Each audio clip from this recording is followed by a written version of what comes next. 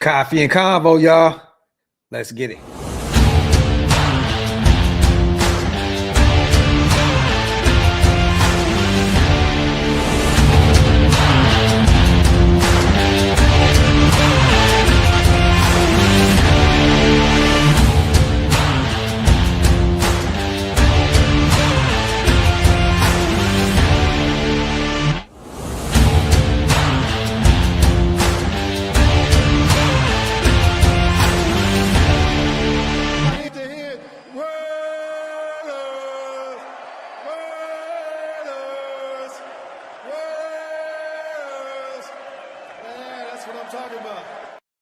Yo, salute to everybody already here in the building. You guys know what time it is.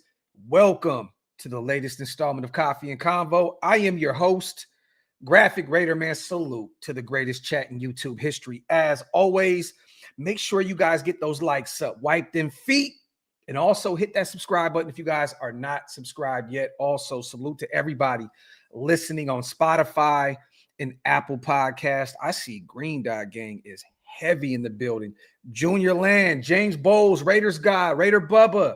Salute to Big Game James, Erica Ramos. Salute to you, sis. Salute to everybody here. Silver and Facts, Raider by Nature, Austin Collins. If you guys would like to join Green Dot Gang, hit the link. It's pinned up top.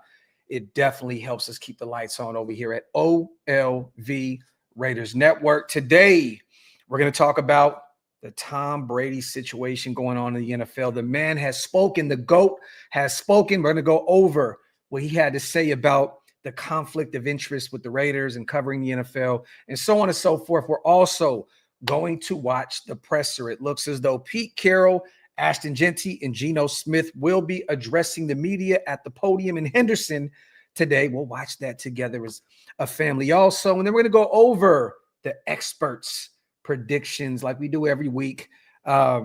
Chicago Bears, Raiders this Sunday at Allegiant Stadium. So, and also you guys, this is your show, Coffee and Convo, trying to get you guys involved as much as possible. Get some questions in. Let's do our thing like we always do, man. Raider for Life says, what's up, brother? I see a bad matchup this weekend for us. Hey, man, you know, you never know. Any given Sunday, right?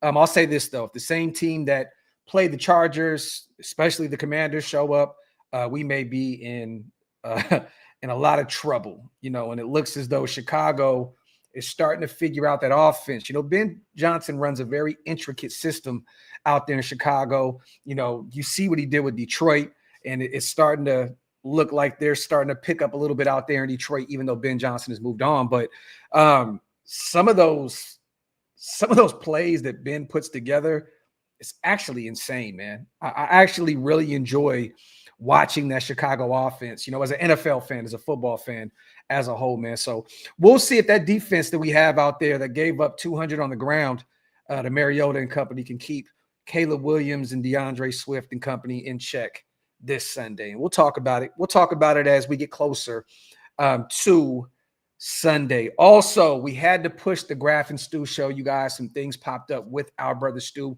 He sent me a text really early this morning apologizing, saying, can we run it tonight? I said, well, I have some things going on tonight, so we'll push it to tomorrow.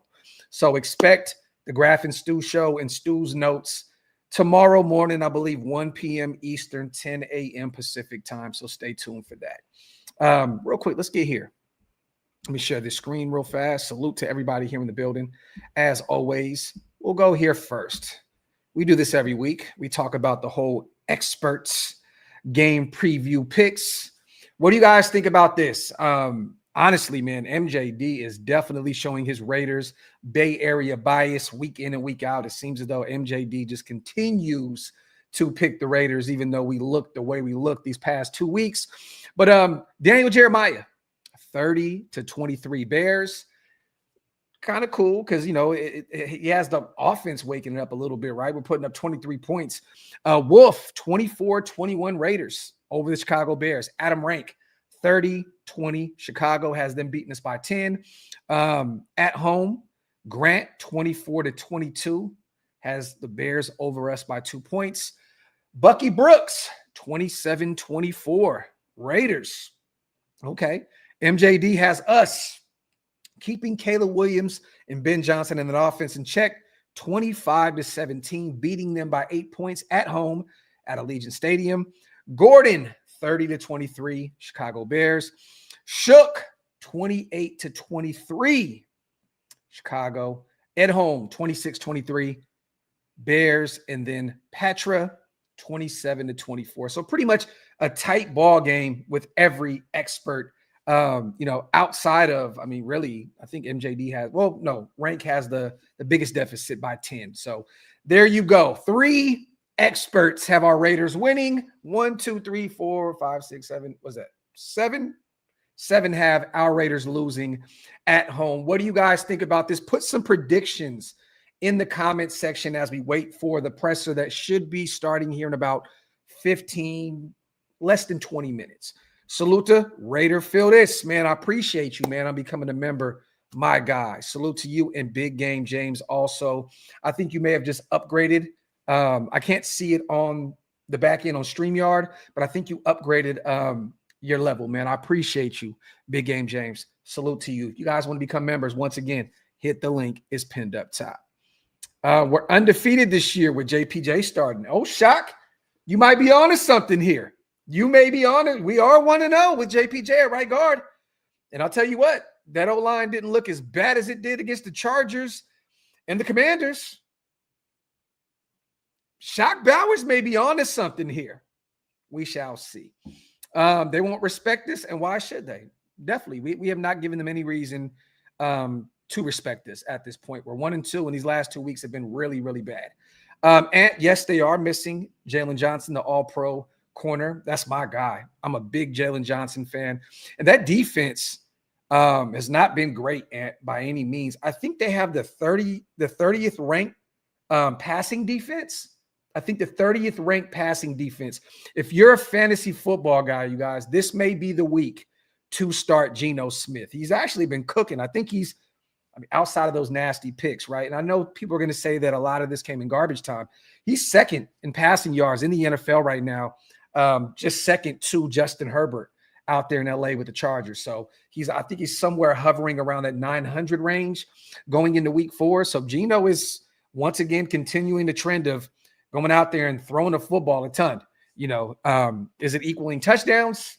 I would rather prefer, 3 or 4 touchdowns a week than, what we had with the Chargers with 3 picks and 0 touchdowns. But hey, it is what it is. This past week, Commanders, Geno put up 3 touchdowns to 0 interceptions. That's what you want to see.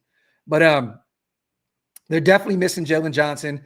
Those DBs, I think Geno needs to go out there and pick on those guys, because I do believe the 30th ranked defense against the pass, which is going to be fun because Geno can go out there and light them up with all that speed they have on the perimeter with Trey Tucker and Dante Thornton. I'm expecting them to kind of start getting Besh a little bit more involved in the offense this week as well.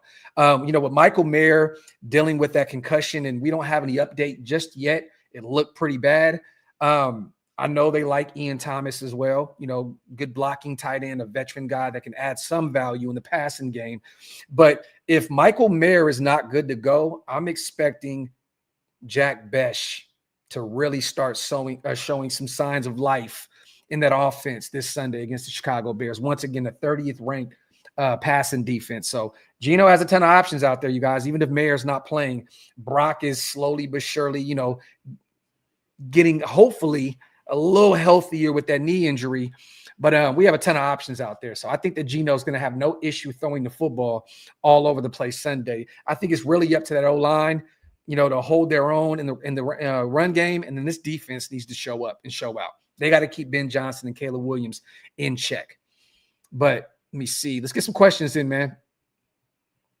Salute the Brave. My guy, Rick. Ben Johnson was asked about him interviewing for the Raiders. He said they wanted him, but he never wanted the Raiders, and he plans to own the playbook. I've never seen that. I've heard the rumors about, the Raiders wanting him, Tom Brady preferring him to come in and be the head coach over Pete Carroll and whoever else came in to interview. And I did hear the rumors of him wanting to be in Chicago and remain in that same division. But, I don't know how true it is. I never heard it come out of his mouth. So send me something, Rick, on Instagram and let me know where you heard that from. I'll definitely check it out, my brother. Let me see. Manny says Caleb may slice our defense up with his run ability. I mean, he could definitely, extend plays with his legs. He definitely can. We definitely have to keep him in check. This would be the week to put a spy on Caleb Williams, whether it's Jamal Adams or, one of those linebackers, whether it's Devin White, whoever it is. This would be a great week to put a spy on Caleb Williams and try and keep him in check for sure. Team Thompson says Tucker will show out. I mean, 3 touchdowns and 145 against the Commanders, and you're playing against a less talented, cornerback group, just DBs as a whole. This could be another Trey Tucker special. Look, I don't care who gets the job done.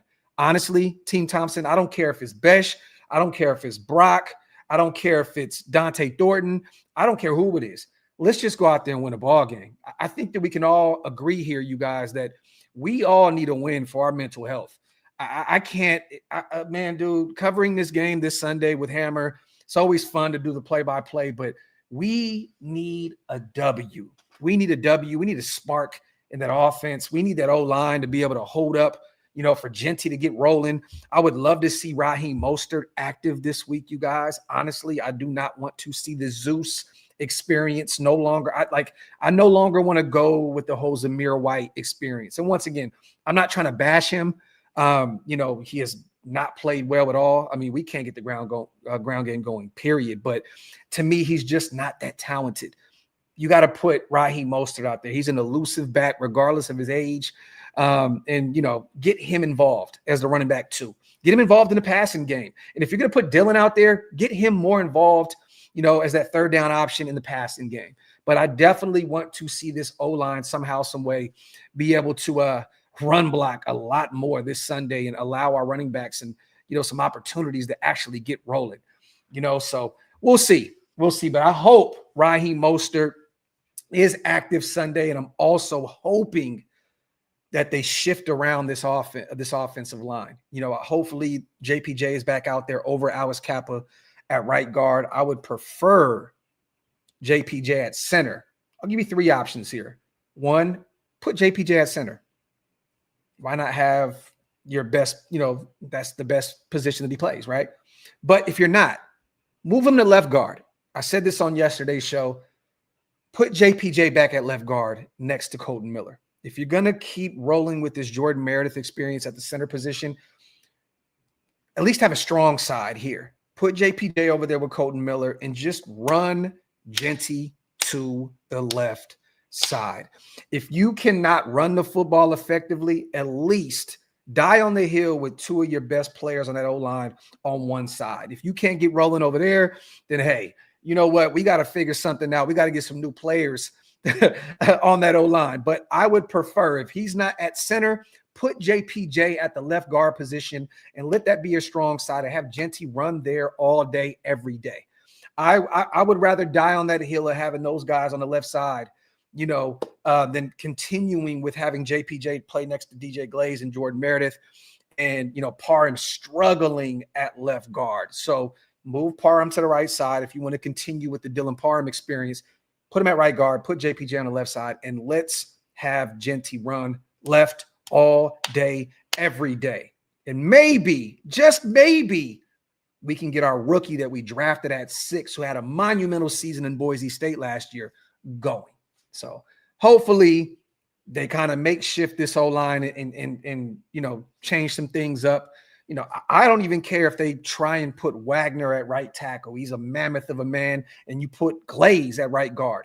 I'm cool with that. Glaze played guard at Maryland as well. He struggled last week. I think he gave up like 6 pressures and 2 sacks or something like that.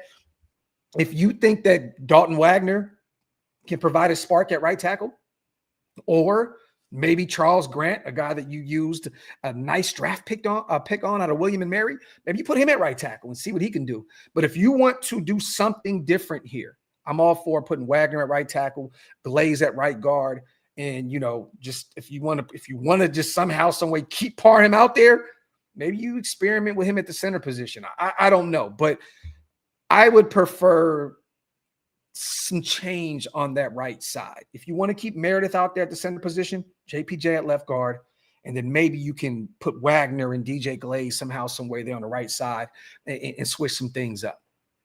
switch some things up, and we'll see how it is. But we'll see if they have the balls, if they have the nuts to go out there and make a move on that O-line. Maybe they just think that they need some more time to gel, and they think that it's still way too early and blah, blah, blah, which I do not agree with at all. I think that these guys are not talented enough up front to get it done. And once again, you guys, I'm not trying to give Brennan Carroll any type of leeway. They have sucked under his tutelage. But also, man, I just don't believe that he has a ton of talent out there right now to get it done. They look dazed. They look confused. The communication is definitely off. Geno is running for his life. Jeanty is getting hit in the backfield right when he gets the football. It's just been a nasty, nasty experience watching this O-line, this run game, and Geno, just absolutely getting obliterated, as we snap the football. It's just nasty, nasty work. Salute to my guy, Quai. Salute, soldier. I really believe this is Thornton's week. And you're right. Pick a side. JP Miller sounds right. I mean, hey, man, look. If the O-line is going to struggle, I can live with the right side being the Achilles heel of that O-line. Why not just figure out a strong side on that O-line? And if that's JPJ and Colton Miller, then so be it. I think Jeanty is dynamic and such a great player that, if you put those guys on that left side, he'll get rolling. He'll get going. So, but we'll see. We'll see. Once again, they just drafted 2 O-linemen, you guys, and Pete said it himself. They're not ready to go yet. They're developmental guys. Caleb Rogers, I was not that big of a fan of him coming out of Texas Tech. A few mock drafts, I had us taking him in like the 7th round. I had him as like a 6th, 7th round talent.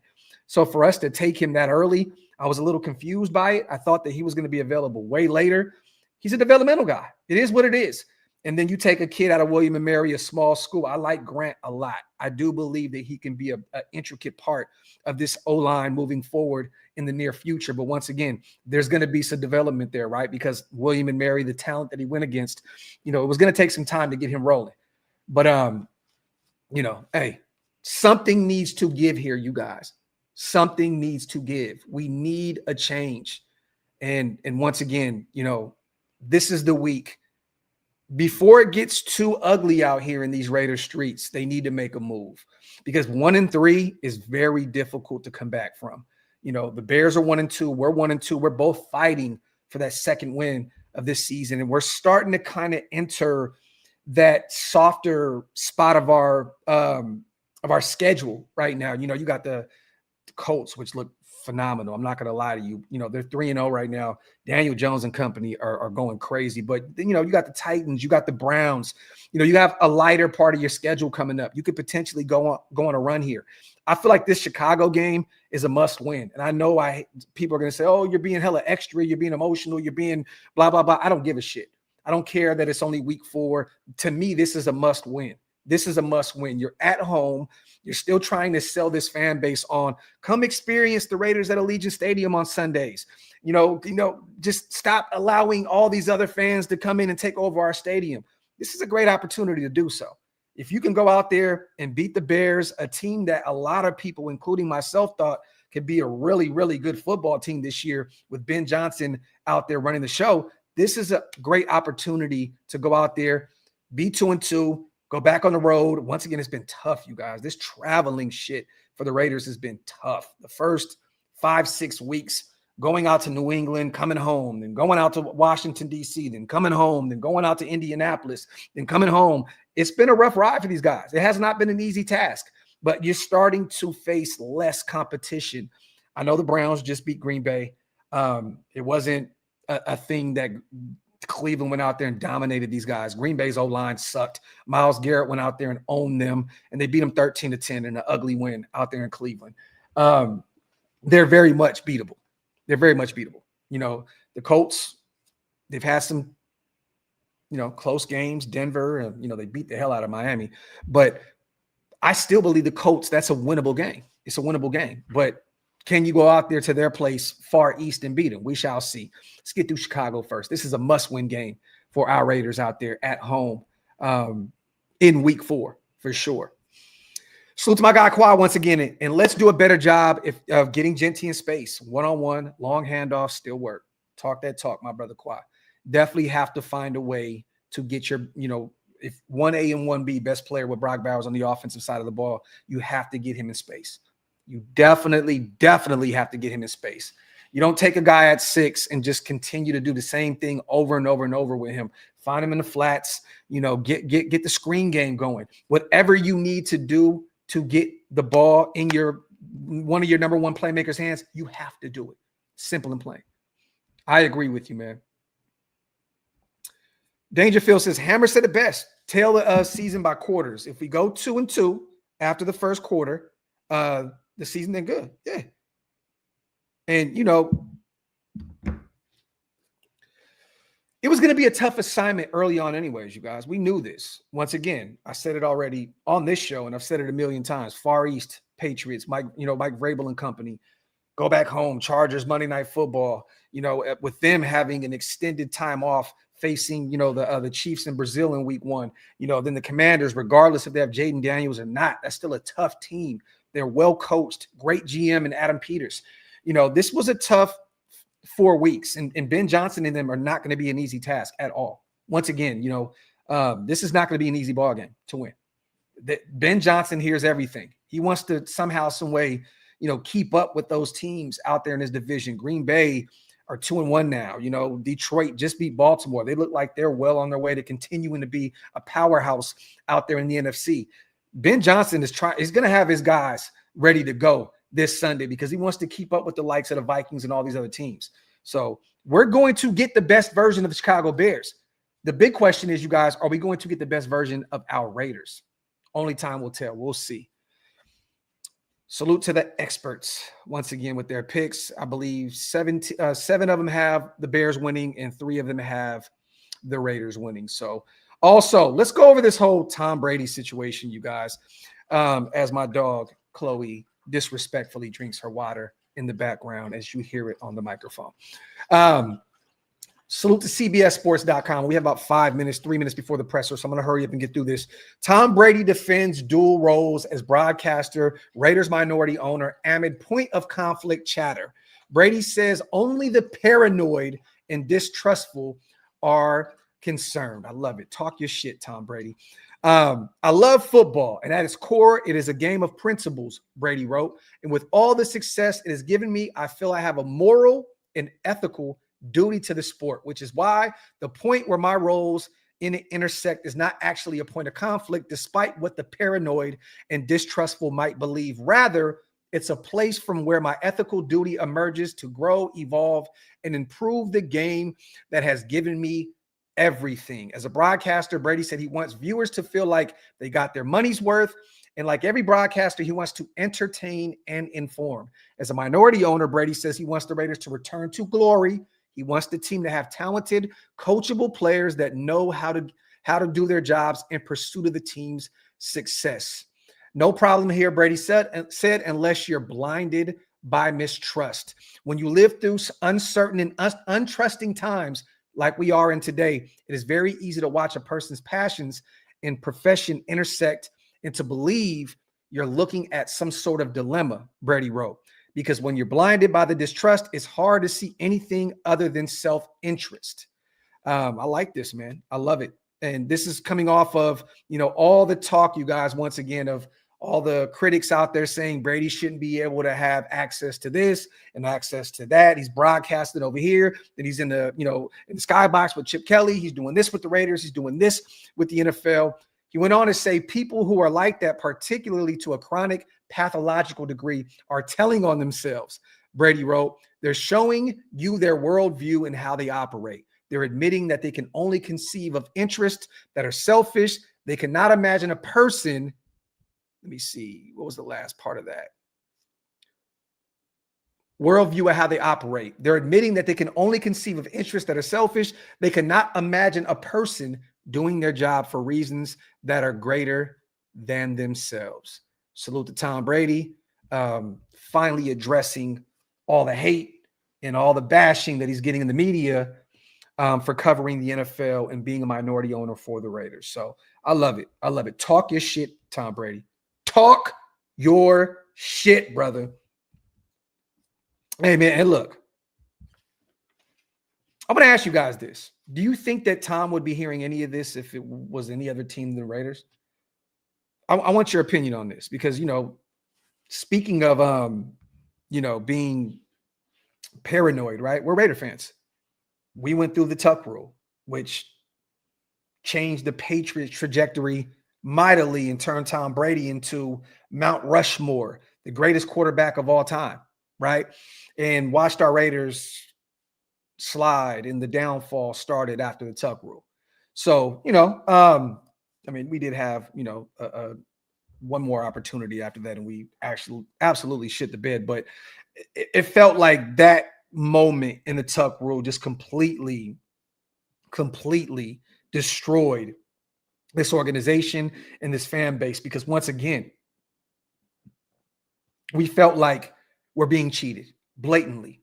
And Tom Brady has even said that it was a fumble, right? So at that point, you're like, are we ever going to win? As a fan base, we're thinking, are we ever going to win? Because it's clear cut that they have something against this organization, whether it was what Al Davis was doing in the past or what we had going on at the time with, Gru and all that other stuff. I don't know. Who's to say? Maybe the Al Davis stink per se was still on our team, from the past, and they didn't want this Raider team to be successful. I don't know. But if he was anywhere else, I'm just wondering, would this have ever happened? If he was a minority owner for the Indianapolis Colts, the Miami Dolphins, the New England Patriots, I wonder if all this would be going on right now in the media. Me personally, as a paranoid Raider fan, I don't think so, but we'll see. Let me bring salute to Tom Brady, though, man, for going out there and putting it out there in these streets that, these guys are paranoid and that he loves this game and he wants what's best for the NFL and the Raiders. I love it. He wants to return this team to the glory days. Let me share this screen. Boom. We should be getting the presser here any minute, you guys. All right, let me as the shield turns. And I'm going to move this around. There we go. As we wait. Once again, you guys, it looks as though head coach Pete Carroll will be at the presser. Running back 1, Ashton Jeanty, and quarterback 1, Geno Smith. So it's going to be interesting to see what these guys have to say leading up to Chicago, coming off that nasty loss in Washington, D.C. to the Commanders. So let me see. Get some questions in, you guys. Hey, Graphk, this is a no-tuck rule, talk, safe space. I still have nightmares. Oh, definitely. Hit it. Pete Carroll. Pete, you had mentioned fitting the offensive line. I think on Monday it was. Last year, the Raiders finished with Jordan Meredith at left guard, Dylan Parham was at right guard, and Jackson was at center. Started off maybe going back to something like that. Is that Absolutely what you're not? No, we've invested a lot of time with these guys playing in their spots. I know you're interested in JPJ. This is an official week to practice and to get ready. Last week was not that. So he's ready to compete for the playing time. And he and Alex will be going at it. So it's a good situation in that regard. When you say competing for playing time, Jackson and anybody in 2 weeks. We got to see what he can do. So we got to check him out and see how he does. Where's Bowers from a health standpoint with his knee? What the He's fuck? been making it. They've treated him well and got him to play in these games. He's still wearing a legitimate brace that he can feel, but he'll continue for another couple weeks having to wear that brace to be safe. He said he was frustrated after last game. Is it tough when guys maybe can't do what their bodies usually tell them they can do? Yeah, that's a very difficult thing. Yeah, it's very difficult. Yes. Any update on Michael Mayer, how he's doing? He's still in the protocol. He's got the procedure that he has to go through. It'll take us all the way to the end of the week to know. Pete, any thoughts on the matchup with Caleb Williams this week? Was he a guy you watched a lot at USC when you had time? Sure. Yeah, I did watch him a lot and watched him a lot looking at that job too, and had a chance to check him out. And he's a very, very special athlete, and he's got great sense, great awareness about throwing the football and running the football. He'll be a prolific scrambler, and by the time you check out his years, he's really good at it and throws really well on the run. He's competing for a spot. They have a really nice system. You can see it already coming through. Coach Ben's doing a nice job with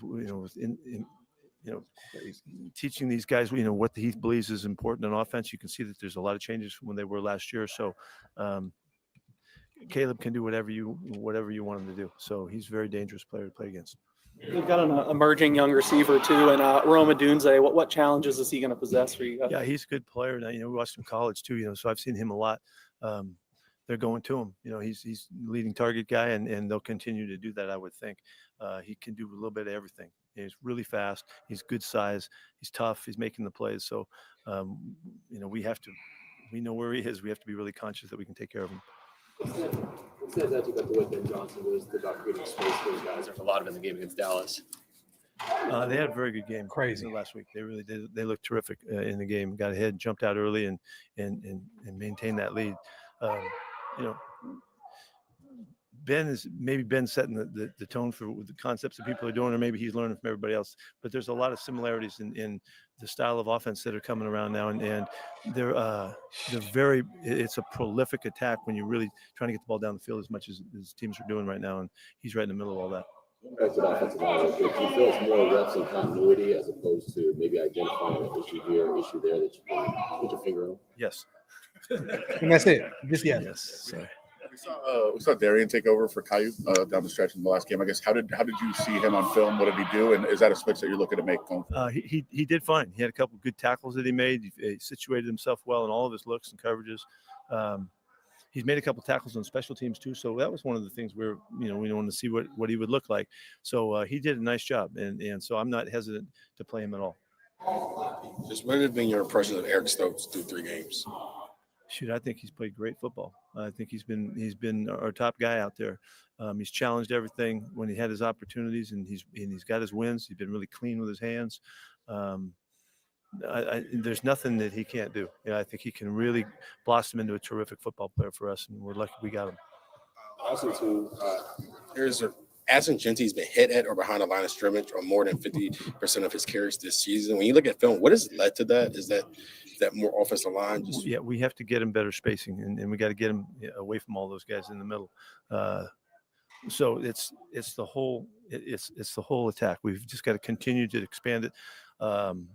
And keep him from getting hit, because he's the first one to look for hits too. He wants to hit the first thing that moves. He's tougher as hell, but we got to get him cleaner. So we're all working together to get that done. Quite a bit after the game on Sunday. I guess what kind of things can you do to challenge a group that's been very good here for you guys in the past? Yeah, that was a really surprising ball game. Because we've been solid for all the way through Tom's years and all of that. That was a game that those 2 carries just got away from us and made a huge difference in the game. One was a 90 and the other was an 80-yarder or something like that. I mean, you never plan on having to deal with that factor unless it's on our side. So everybody's working really hard. They're taking into account the things that they have to do and do better. We have to play better as a whole group. We just a couple guys got out of lanes on coverage and it really exploded. And our safety guys couldn't get them on the ground. I'm going to do this again because I love the way this guy coaches, but I'm giving Larry Izzo a lot of credit. He put together a great game plan, and his guys executed really well. And obviously, they really had their way with us. I think the key is to get a Tyree Wilson and a Malcolm Kuntz kind of unlocked. And how important is it? Well, it's really important that our guys play better, and so we're trying with our combinations and mixing our looks and all of that. Malcolm has been pretty lively in his pass rush with a couple of results last week and 2 weeks ago, and we'll get him back into it. We're continuing to move the rotations. It's still a work in progress, and that we're learning who's who and what they can do best. Malcolm struggled. That may last one of the worst players on the defense last week. I love Malcolm. I would love to have it nailed right now, but with the background that we've had, this is still in progress. But the part I like about it is these guys are competing really hard for their play time and their spots, and as long as they maintain that kind of approach, then they'll keep elevating their game, and it'll be obvious what we should do. I didn't hear any competition about Colt Miller. I'm sure this is going to be a real zinger right here. There's only one or 2 home games last year. It's only the 5th year that the Raiders are playing at Allegiant Stadium in front of fans. What's the mentality like, the team just trying to create this home field advantage? Well, we're trying to create the advantage wherever we go, wherever we play. But we certainly could utilize, winning here and getting our fans really jacked and allow them to be a factor. The noise factor is always something that you can count on when you get it going. So we have to play well. Obviously in the past they haven't. They haven't played well enough to get their wins, but we can't let that be. That was then, and this is now. We got to crank it up and see if we can get one this weekend and keep building from there. Thanks. Thank you. So left tackle, Colton Miller, first-round guy. I didn't hear anything about him competing for the left tackle spot. That was pretty much given to him. Dylan Parham, third-round guy out of Memphis. I didn't hear anything about anyone competing for that left guard spot with Dylan Parham. Jordan Meredith, I didn't hear any competition at the center position. They said it was him and JPJ, blah, blah. An undrafted guy in 2021 is the starting center. Never played center before. Your third round guy in DJ Glaze out of Maryland, I didn't hear any competition at right tackle. I didn't hear any competition. I didn't. Now there's a competition with JPJ and Alex Kappa at right guard. And that's, what's happened in training camp. And it was a competition. If Kappa didn't have a rib injury, I'm kind of convinced that they would have gave Kappa the job. Look, I don't want to be this conspiracy person, but I feel like honestly now, I'm really starting to feel like there is an agenda on JPJ. I don't know what it is. Maybe they just they're not really high on the guy's character. Maybe they're just not high on, I don't know. There has to be step up at different times. How valuable is it having more than just one or two guys to go to? Second round guy. Yeah, very valuable. I think we have a bunch of options and a bunch of guys that can get open and make plays. The key for us is to always get the ball into the hands of the right guy, depending on what the defense shows us. So I'm very impressed with just how our guys are responding and making plays out there. Looked like you guys had a big effort in training camp to get the ball to Trey Tucker, and obviously we saw the results on Sunday. How do you feel about that relationship continuing to grow? Yeah, I think our relationship is growing. As I've said all along, I really think highly of Trey. I think he can do a lot of great things. Obviously, we're all about winning here, and so statistics and all that, like, it's an afterthought. But I thought he had a really good game. I thought he played tough throughout the game, and really gave us a shot to move the chains and get some points. But like I said, man, we got to do a better job all around. Said after the game he's somewhat frustrated with his body and everything that's happening. When you're an athlete at your level, like, how difficult it is when your body doesn't react to how it usually does, and can you see that from him, a little frustration? How difficult is that as an athlete? I haven't seen any frustration from him. I think if he does have frustration, I think it's internal, and he's done a good job of keeping it internal. Obviously, he's toughing through some things, and he's playing really well, I think. He's still moving the same as from what I can see, and really we just got to get him the ball. We got to find ways to get him the ball and get him more involved so he can really feel good about what he's doing. He's playing the same as I've seen. I haven't talked to him about any of that, so I haven't heard any of that. But I think, like I said, I think very highly of Brock. I think he's best tight end in the league, and it's my job to get him the ball and make sure that he is on point. When you're an athlete at your level, when your body doesn't respond because you want to do something so badly? Anytime you're not performing to your maximum capabilities, I think you're going to always try to find it. You're going to try to find that and try to seek it. But to me, like I said, from what I've seen, I think he's doing a great job, and I think we just all have to do a better job of keeping him involved, getting him involved, and then obviously doing a better job as a whole. You thought of Ashton Jeanty's learning curve in the NFL and how he's progressing through that? I think he's right where he needs to be. Hey, Geno, call up the O-line, man. Call him out. It's my job to help. I know him. you won't, but I hate that. Obviously, he's going to put a lot of pressure on himself, but he's not out there alone. It's 10 other guys out there that got to do their jobs and help him. And so, I take great responsibility in making sure that Ashton is, first of all, in the right headspace, which he is, and also, he's got the ability to. We'll hear from him in a second. And so, I got to make checks, put him in position to go out there and make plays.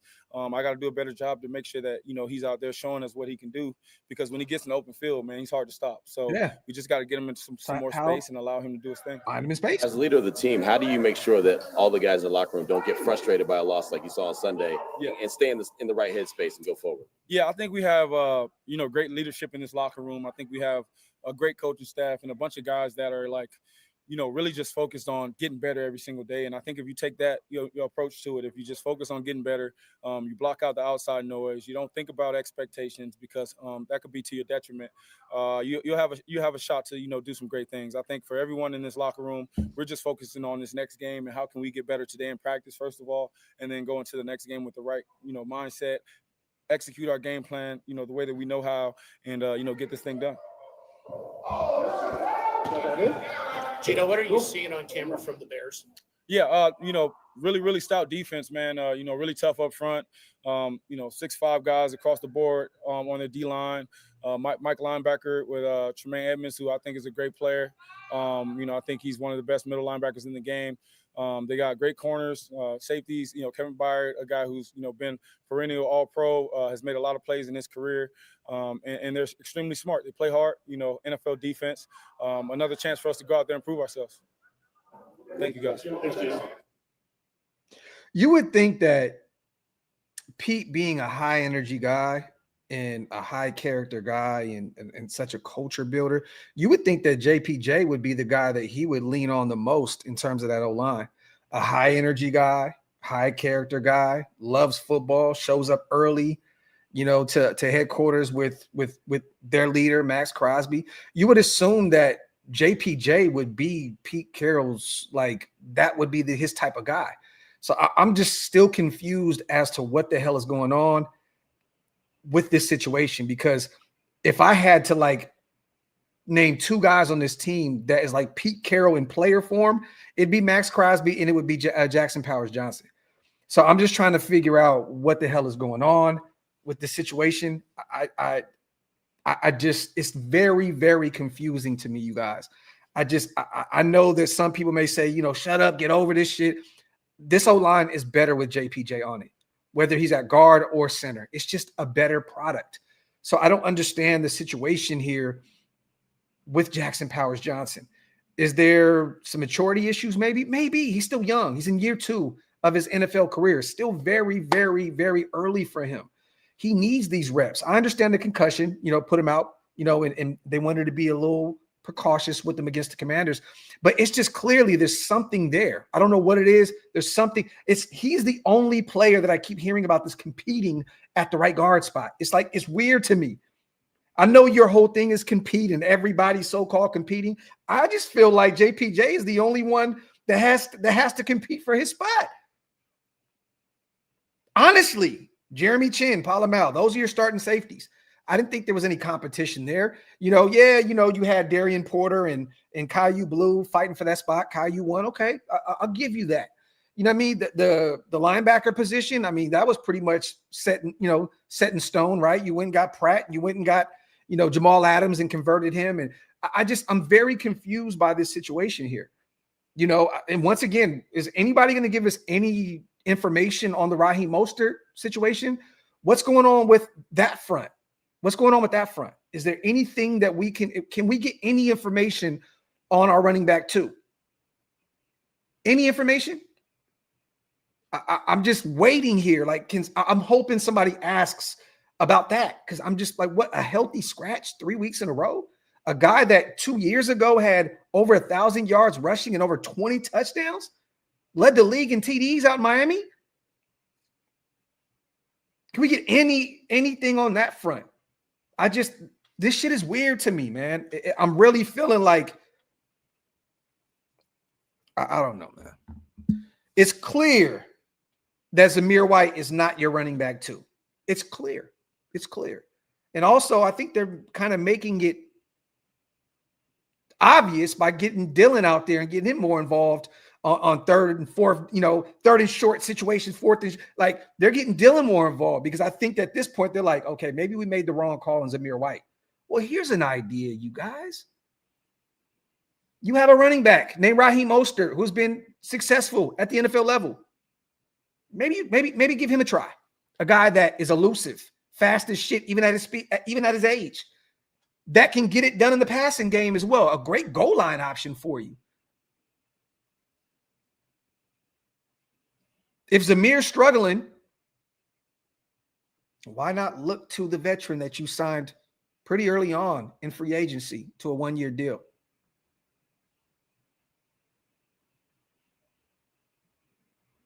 If that's the case, Raheem is healthy. He said he's just waiting for the opportunity.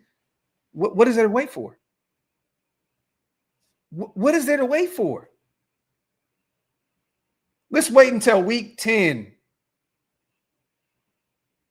We're the worst rushing attack in football, again, like last year.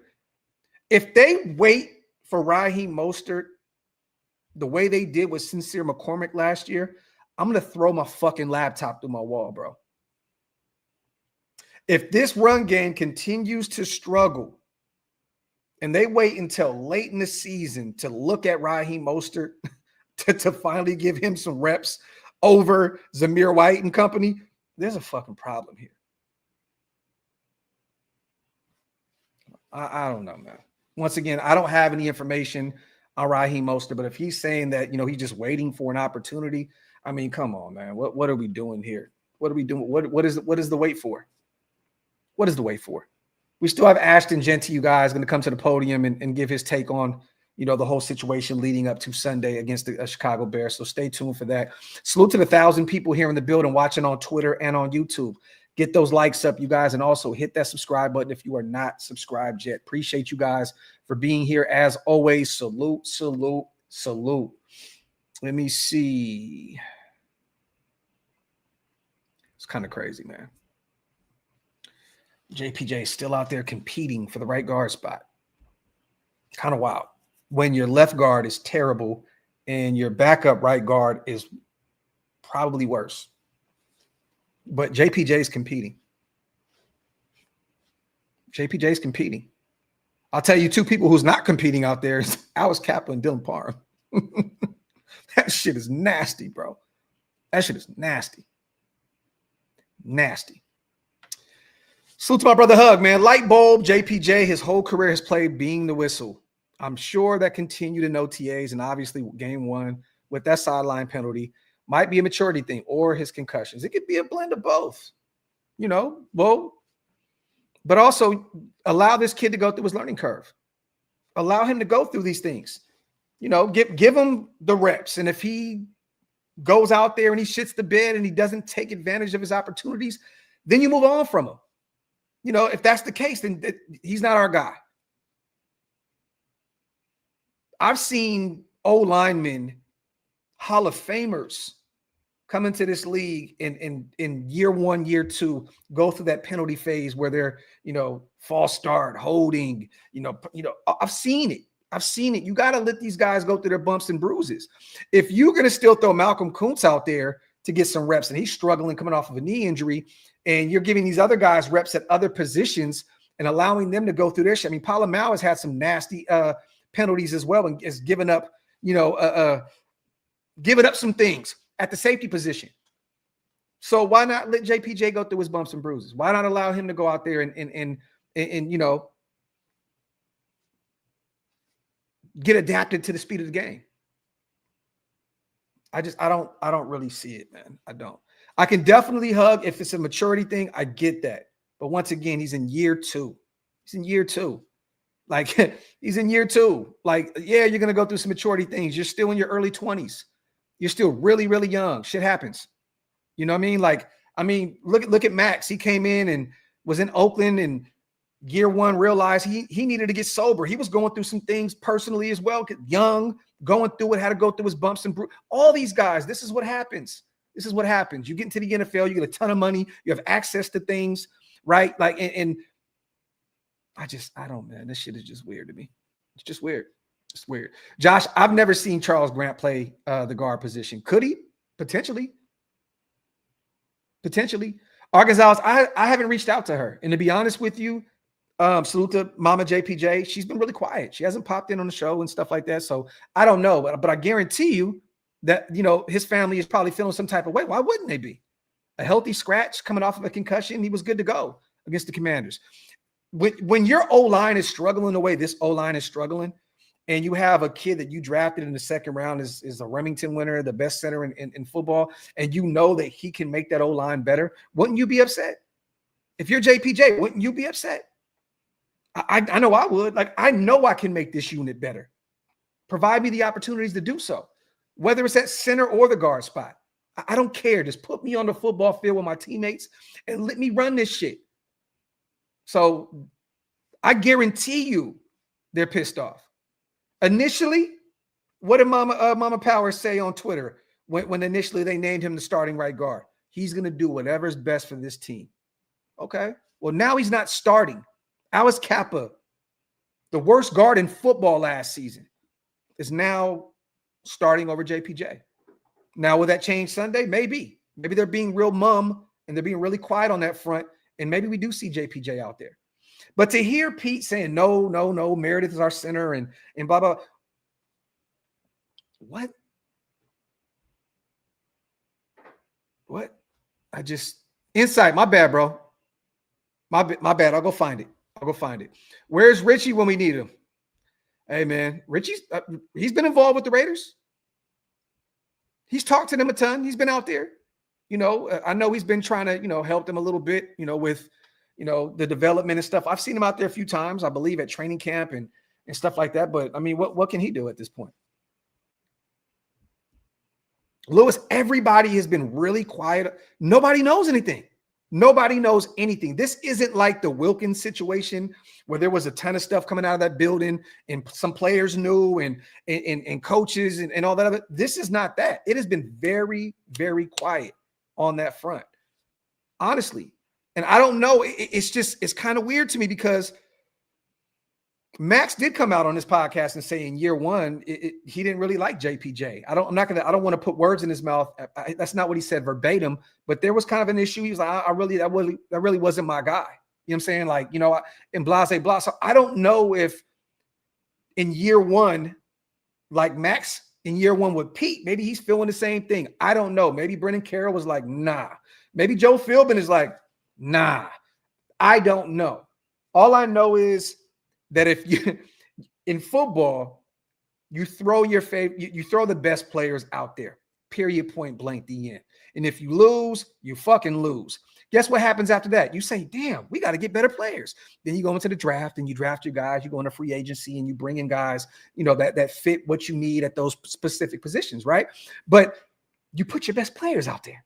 And you can't tell me that Dylan Parham is better than JPJ. You can't tell me that Jordan Meredith is better than JPJ at anything. You can't tell me that Alice Kappa at this point in his career is better than Jackson Powers Johnson at anything. It makes no sense to me, man. It honestly does not make any sense to me at all. JPJ is clearly your number 2 best offensive lineman on this roster, behind Colton Miller. And he could be number 1 in a year or so if you develop him and get him on the football field. Now, once again, the concussion thing, that is very concerning. Very concerning. It has happened to him several times in his career. I understand that, you guys, and I'm not here to, try and save JPJ from that. Injuries occur and, he takes hits, as an offensive lineman, and that will definitely keep him off the football field. If you can't trust him to be healthy, then maybe they go in another direction because they feel he can't stay healthy. Okay, cool. If that's the case. But when healthy, if JPJ is healthy right now, and it's clear he cleared concussion protocol. He was out there training camp with the red jersey on. Then guess what happened, you guys? Magically, he took that red shit off and was right back out there in his black jersey practicing with his team. If you have a healthy JPJ, you put him on the fucking starting O-line, whether it's at left guard, right guard, center. I don't give a fuck if you play him at tackle now. Whatever you need to do, get one of your better players out there on the football field. Simple and plain. If he's healthy, JPJ needs to be on the football field.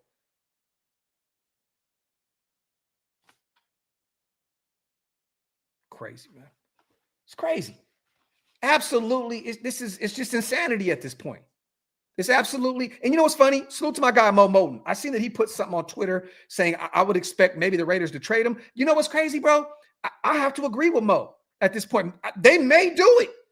And it would be a terrible, terrible, terrible decision to move him. If he is looked at in that locker room by this coaching staff as he doesn't fit what we're trying to do, and he goes off somewhere else, he will become an all-pro, barring any injury setbacks, concussions, and all that. If he can stay healthy, this guy will be an all-pro somewhere. But I feel like Mo at this point. I really have to agree. How do you feel like everything has been progressing? Obviously, you're doing a lot of heavy lifting, trying to get some yardage. In a minute, you guys. You're out there getting reps and experience. Yeah, I think it's progressing well. We're right where we need to be. I mean, we're going to continue to get better. We've gotten better, and it starts with me. Like, I got to continue to get better on my reads and everything, and really get things going. There's a statistic out there, Ashton, that you've dealt with the most contact to get your yards at like literally 101%. Have you seen these stats, and how do you think you've performed despite that?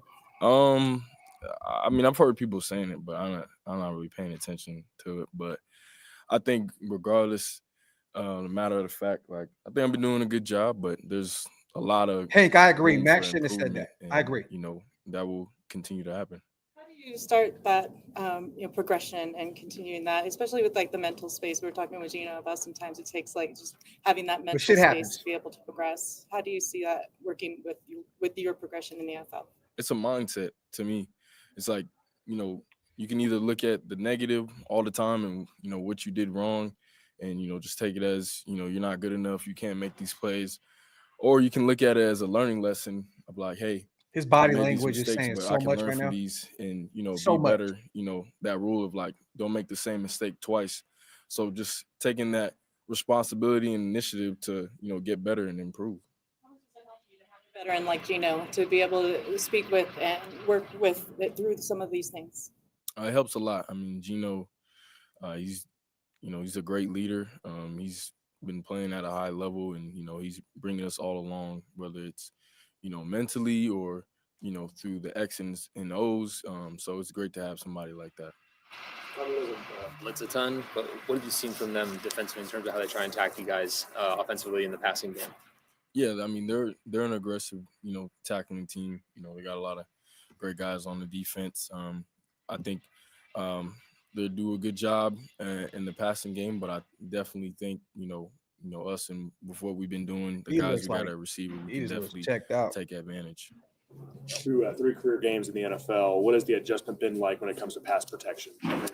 I'd say just recognizing, what's happening quicker, you know what I'm saying? And so that, when the ball snaps, you know exactly who you got.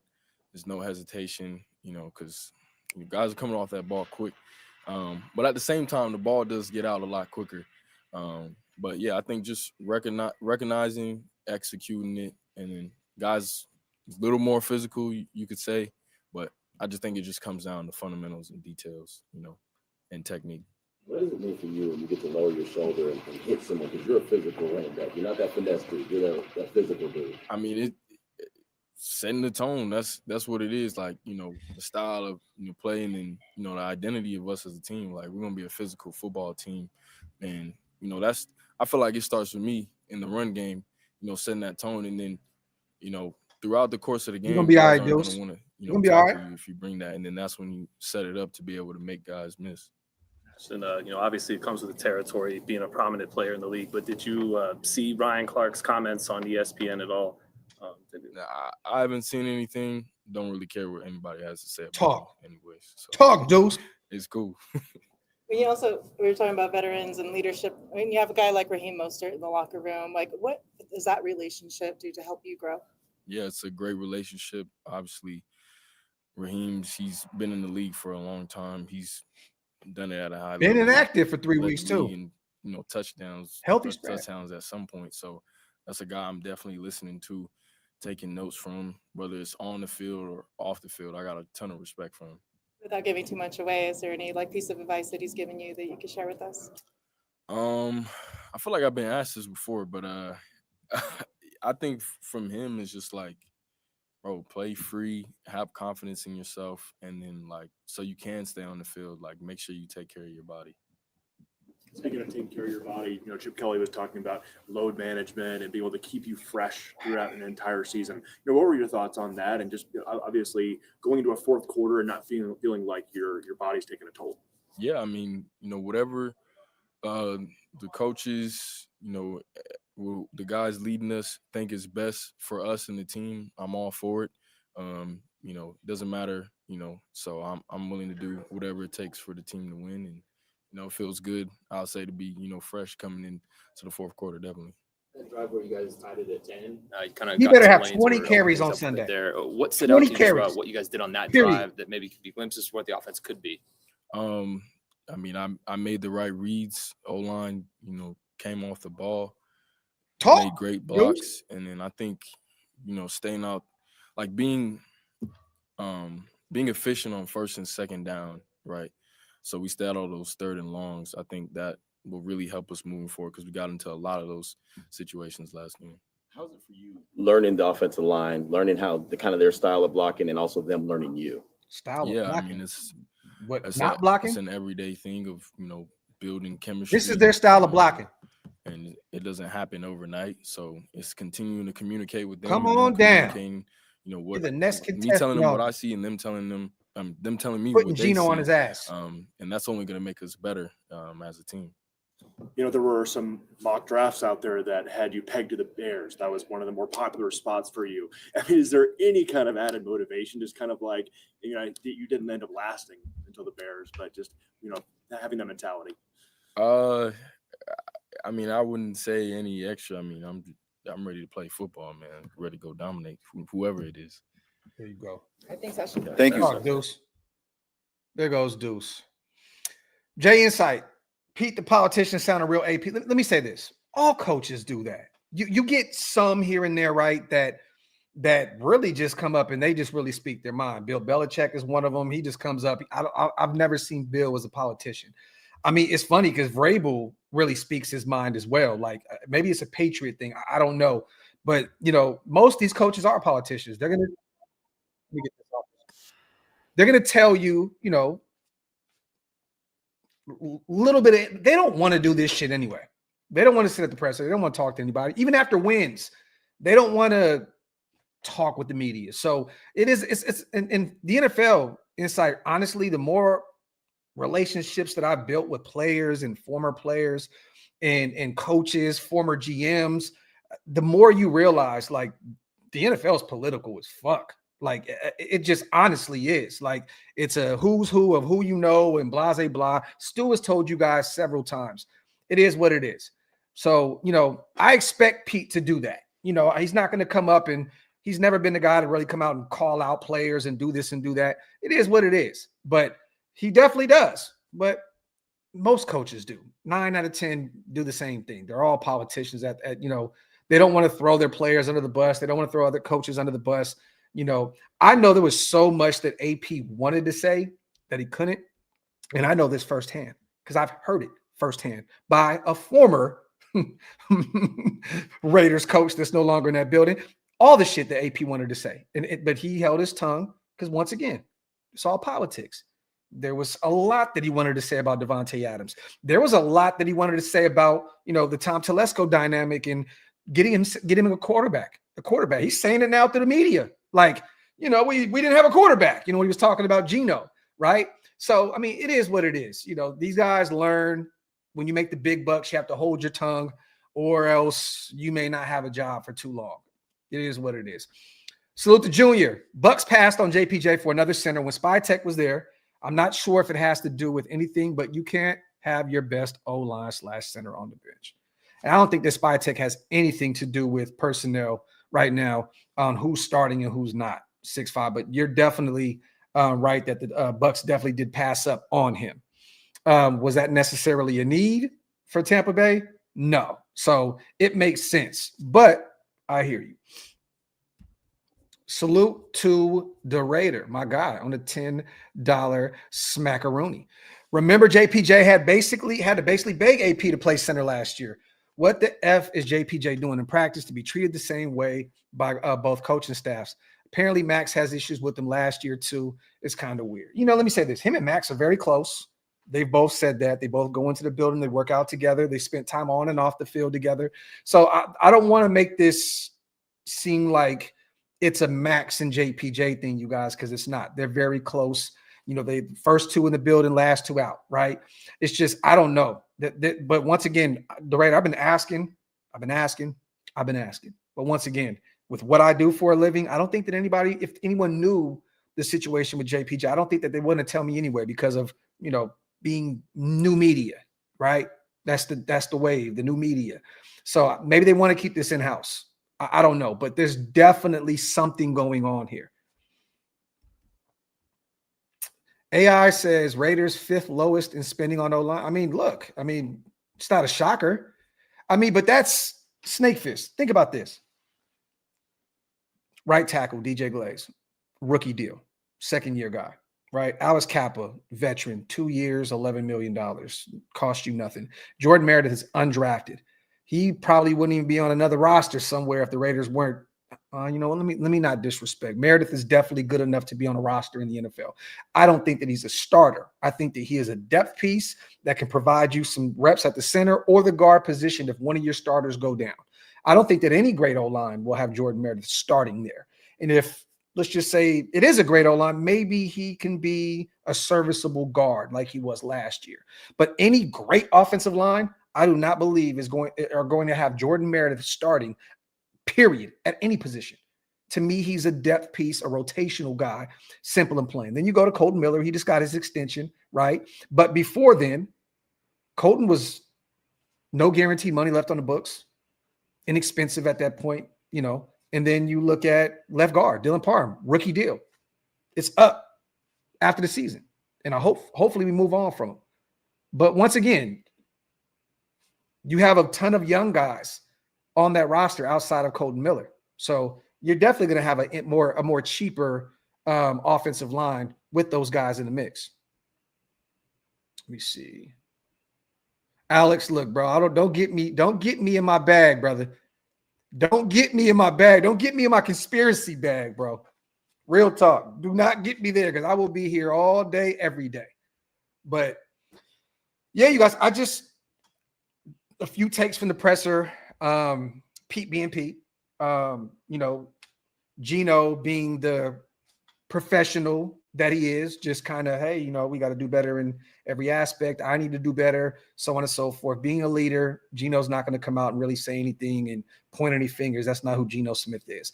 And Pete Carroll, there's a reason why he loves him, as his quarterback on and off the field and in the locker room. He's just a leader. He's a good guy. He's going to come out and say everything right, get the hell on and keep it moving.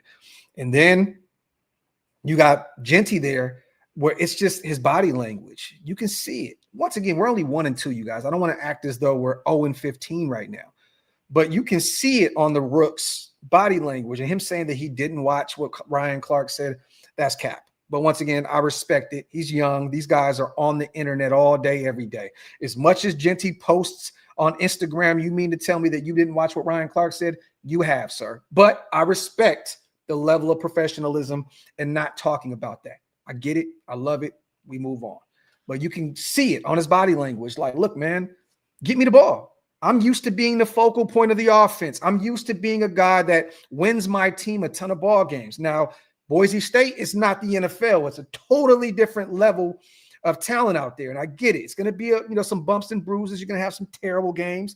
You're going to have some bad games. You're going to have some good games. You're going to have some fucking great games. And those great games are going to come, you guys. They're on their way. They're on their way. But right now, it's clear cut that our rookie that we drafted at 6 out of Boise State, Ashton Jeanty, it's clear as day. You can see his body language. He's definitely irritated. He's definitely like, I'm tired of talking to you guys about the same shit. Feed me the rock. Feed me the rock. Even the way he said the O-line, he was like, he said something and then he stopped and he caught himself. And once again, this is not me trying to be messy. This is just me reading his body language and kind of reading the room. It looked as though he got kind of low, and then he got back into his bag. So, I think that he's stressed out. I would love to see JPJ go up there. Won't you get him out there in the media, you guys? Have him address the podium. Let's get JPJ out there. Y'all been keeping him really quiet. Let me see him talk. I dare you, Raiders. You won't do it, but I dare you. I dare you to allow Jackson Powers Johnson to go up there and talk. Let him do it. Let him do it. I loved it, Raider Rick. I love that Vinny B asked that immediately. That one thing about Vinny, I give him credit for is he doesn't get caught up in all this shit online. He doesn't, he minds his business and he asks the right questions. I got to give him a ton of credit. I always respect what Vinny B brings to the table in terms of these media scrums per se. So King 85, I got you, brother. I got you. I'll go look for it. My apologies. Raider D 510, JPJ competing while Palomar and Darnay Holmes are starting. Come on, man. Let's bring Jonathan Abram back at this point. Oh, Leatherwood is available. F out of here to start. JPJ and move bro to center. Talk that talk, my brother. Salute to my guy 510 and salute to Oakland, man. Love, love, love Oakland. Pessimistic Frank, I was in DC, FDO line and coach, still pessimistic. See, you turned optimistic Frank back to pessimistic Frank. Raiders, you are failing this fan base. You are failing this fan base. I hate to see pessimistic Frank back to pessimistic. Salute to my brother Mikey in the building as well, man. Salute to you. Salute to my brother, man, checking in on me, with all the stuff that was going on, off screen with my family and, a ton of deaths going on. My brother Mikey definitely checked in on me, and that means a lot to me, bro, because I have to say this. I'm always the person to check in on everybody. I'm always the person to check in on everybody. I'm the person that reminds everybody I love them. Hey, you good? You all right? You been a little quiet? So on and so forth. Sometimes I get lost in the sauce and I expect everybody to be like me, and it gets me a little irritated. But Mikey is definitely one of them people that checked in on me, man. I appreciate you, my brother. Salute to my brother Miguel, a.k.a. Mikey in the building, man. Salute to my brother Hammer, man. Good to see my brother in the building as well. Pete says nothing in these pressers. His O-lines have always been bad. Highest overall ranking is like 14. The rest, high 20s, including a 32. In 2016, it's looking ugly. This might be his blind spot. Definitely agree with you that Pete has never really assembled some of the greatest O-lines at the NFL level, for sure. For sure. But once again, we talked about it on the AFC West show yesterday, King. He had a mobile, young Russell Wilson in his prime. He had a vicious beast mode that just ran through motherfuckers, right? And then you had this phenomenal defense, one of the greatest defenses ever assembled. Right now, we don't have that. We're hoping that Jeanty can be that in the backfield, and then we're hoping that this defense can just be at the bare minimum of bend, don't break defense. But we don't have the Legion of Boom. At all, at all. And you can hang your hat on that when you have a bad O-line, but you have a Russell Wilson that can run around like a maniac and create plays with his legs. And then you also have Marshawn Lynch in his prime, I may add.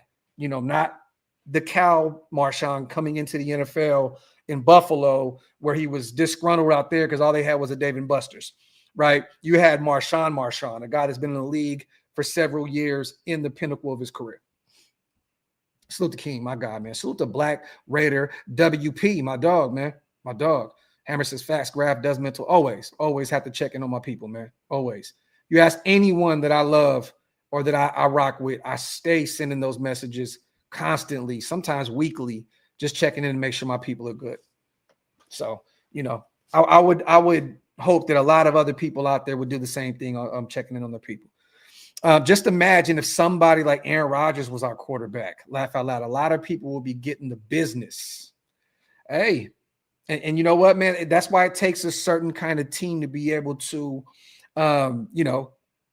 sign Aaron Rodgers, a guy that is very, very vocal about everything. I think Mike Tomlin at this point, the reason why he brought him in WP is because he's feeling the pressure in Pittsburgh that he's not winning championships, that they're not consistently getting back to the playoffs and winning games. I think that Mike Tomlin did that more out of desperation than anything.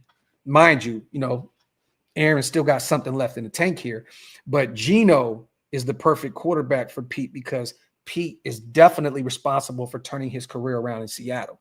So Geno's not going to throw anyone under the bus here. He traded for him. He gave him an extension and made him richer than he's ever been at the NFL level. So you're never going to hear a Pete out of Geno when it comes to Pete Carroll. So, once again, politics, right? And I like Geno. I think that Geno is at best, when he's at his best, a top 12 quarterback. And then, when he's at his worst, he's hovering around that 20 spot. You know what I mean? So, but yeah, salute to my guy WP, man. We got 1,100 people here in the building, man. Salute to you guys. Get those likes up, wipe them feet, and also hit that subscribe button if you guys are not subscribed yet. King Josh, man, run the show back, brother. I definitely talked about it. We went over it briefly before the presser. Just run the show back and you'll get an opportunity to see what Tom Brady said. It sounds as though he pinned out an email or whatever and put it out there. And you'll get his thoughts on, all this chaos that's surrounding him, covering the NFL and being a minority owner for the Raiders. So CGR, man. Always good to see my brother here in the building, one of the mob fathers himself. Other than that, you guys get a few questions in before we get out of here. I got to go get my sons from school here in a second. Got a few things I need to do with the family also. So get a few more in before I get out of here. Once again, we will be live tomorrow, me and Stu, and then me and Hammer have the game play-by-play on Sunday. And maybe I'll try and find another some wiggle room to throw in another show at some point before the game Sunday. So maybe y'all even try and reach out to another creator, someone that covers the Bears, and maybe we can do a cross show or something like that. So Hank, right now, me and Stu's show is set up for 1 p.m. Eastern, 10 a.m. Pacific for tomorrow. If things change, I'll switch the time around. We'll see. But for right now, it's definitely set up for 1 p.m. Eastern, 10 a.m. Pacific time. Raider Adrian, all love, brother. Definitely get a drink at some point. Always good to see my Sacramento people here in the building. Oh, LT. They're on their way. They're on the way. If we lose this game to Chicago on Sunday, skit Graphk is in full effect, baby. If you've been around here for many moons, you know when the skits come out, shit is ugly. Shit is nasty. Flores, I definitely did reach out. I've spoken to his representation.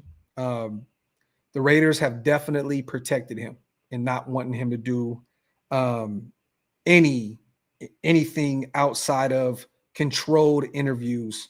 Yeah.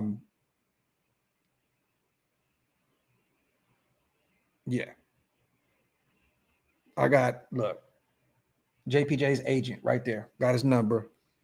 We've talked, text, all that good stuff. The Raiders definitely do not want him to do anything outside of controlled stuff. You know, I know that Max has had him on, which is his teammate, so it makes sense. But they won't allow they weren't allowing him, at least at the time, to go out and do other stuff. So yeah. Let me see. Graphk, where is your mental health with this team? Honest question. You know what's funny, man? I'm so used to this. The team doesn't make it any better. I've been dealing with some other stuff outside of this football space and shit like that. So my mental health has been a little off more because of real life shit. You know what I mean? But the Raiders, they're always a big piece of all of us being depressed as shit. So, you know, it is what it is. He said Kappa is Khalif Barnes. You know what, man? I hate y'all talking about my dog, man. I hate y'all talking about my dog, Khalif, man. I'll call him right now. Y'all ready? I hit up Khalifa. I hit up Khalifa Barnes right now and tell them that you are shitting on my mans in them. Respect Khalifa. Respect Khalifa. That man played every position on that damn old line. Was it great? No. Was it terrible at times? Most definitely. But he was around. He was there. He was present. That's all I got. That's all I got. So salute to everybody here in the building. As always, I appreciate you guys. Also salute to everybody that will be listening to this on Spotify and Apple Podcast. As always, I appreciate every single one of you guys. If you guys are just joining, run it back. Check out what I had to say about the Tom Brady situation. Also, the expert predictions for Sunday. Go check that out. Run it back. Hug. This is definitely, I got my workout in early this morning, but I'm not done yet. I still got another 45 minutes of cardio. So do your thing, my brother. But love, as always, appreciate you guys so much for rocking with me. Let me get this comment off the comment section. And I will see you guys once again tomorrow. Coffee and Convo, Graphk and Stew edition. Love y'all, man. Salute.